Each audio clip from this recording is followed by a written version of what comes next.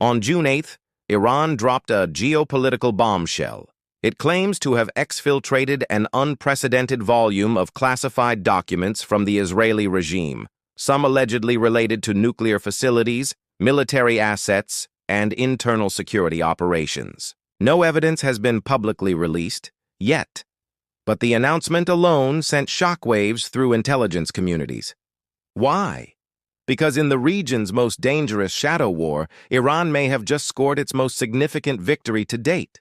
This isn't just about spying, it's about a deeper crisis inside Israel, one that exposes internal fractures, vulnerabilities, and perhaps the beginning of a paradigm shift in Middle Eastern power dynamics.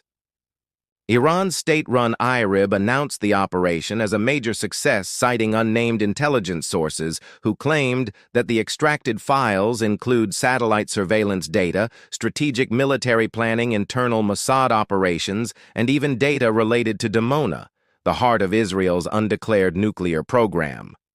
According to Iranian outlets, the trove is so massive that parsing it will take weeks, if not months. Some of the material is reportedly being translated and verified before selective publication. This echoes the 2018 Israeli seizure of Iran's nuclear archive from a Tehran warehouse, an operation hailed in the West as a Mossad masterpiece. Now, Iran is signaling that the tables have turned. The psychological implications are enormous. Even without proof, the claim alone shakes the perception of Israel's invulnerability and undermines public confidence in the Israeli security establishment. Iran and Israel have been locked in a covert war for over 15 years. From digital sabotage to assassinations, this war plays out in the shadows.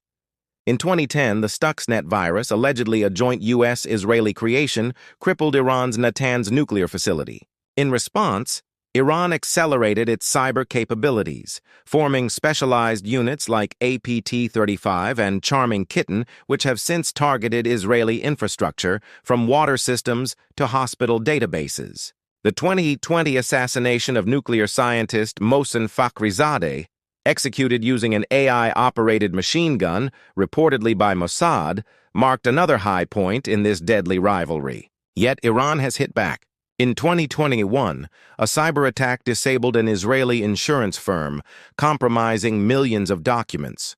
In 2022, cyber units disrupted the Israeli electricity grid in the Negev region for over 6 hours, an incident underreported by Western media. What we're witnessing is not tit for tat. It's an arms race in silence, where data is more lethal than drones.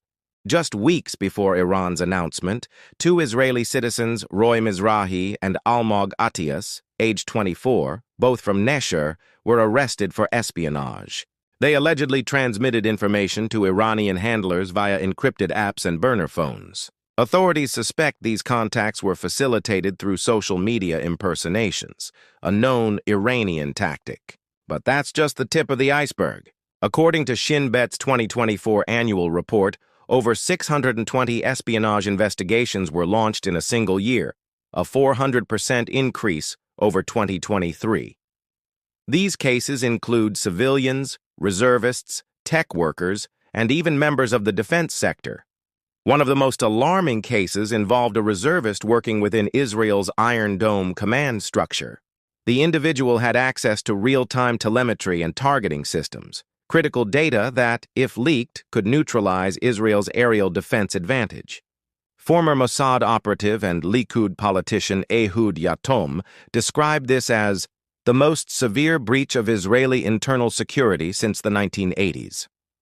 So why is infiltration happening so easily? Israel is not the cohesive state it appears to be. Beneath the surface lies a fragmented society, with fault lines deepening each year. The country's demographic makeup is incredibly diverse: Ashkenazim, Mizrahim, Russian immigrants, Ethiopian Jews, Haredim, and secular elites, all with clashing visions of what Israel should be. Internal fractures are deepening, especially between secular Israelis and the ultra-Orthodox Haredi community, whose growing political influence is polarizing the electorate. According to the Israel Democracy Institute, trust in key institutions like the Knesset and the political parties has declined to below 20% among Israelis in 2024. Economic dissatisfaction is also a critical factor. Since July 2024, inflation has remained above 3%, while average wages stagnated. Tel Aviv is now ranked among the 20 most expensive cities in the world, driving frustration among working-class youth. In this climate, Iran doesn't need to plant spies. It can recruit them. Discontented reservists, underpaid tech workers, marginalized communities. This is a fertile field for foreign intelligence, and Tehran knows it. Israeli media outlet Walla recently reported that Iran operates 9 clandestine espionage cells inside the country, allegedly managed by the Islamic Revolutionary Guard Corps, IRGC, through proxy channels in Turkey, Syria, and even Europe. Around 30 Israeli citizens, most of them Jewish, have been arrested on charges of working for Iran. Some were reportedly paid via crypto wallets and used courier drop boxes to pass USB drives and SIM cards. These arrests align with a wider trend. Iran's intelligence community has grown more agile, decentralized, and tech-savvy. Its capability isn't just expanding, it's evolving.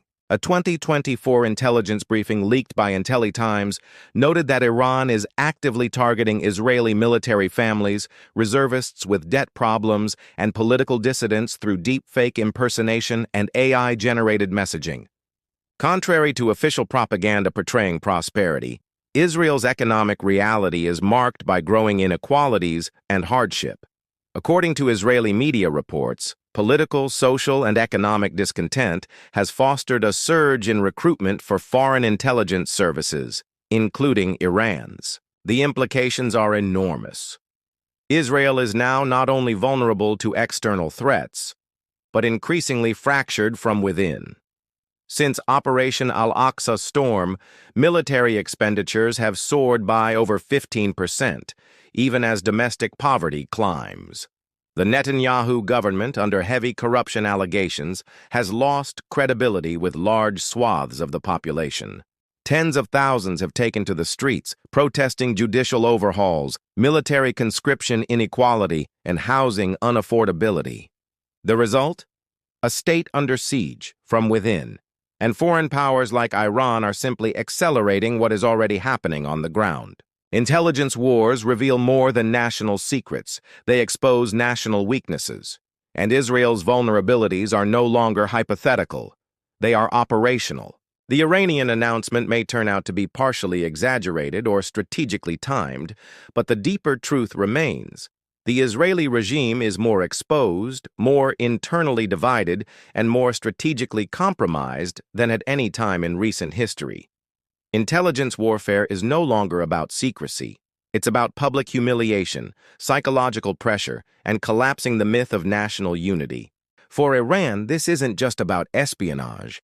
It's about showing the world that even the most surveilled, militarized state in the Middle East can be breached from within. And for Israel, the question now is not how the breach happened, but whether the system can hold at all. And don't forget, like the video and subscribe the channel to keep thinking the world how it really is.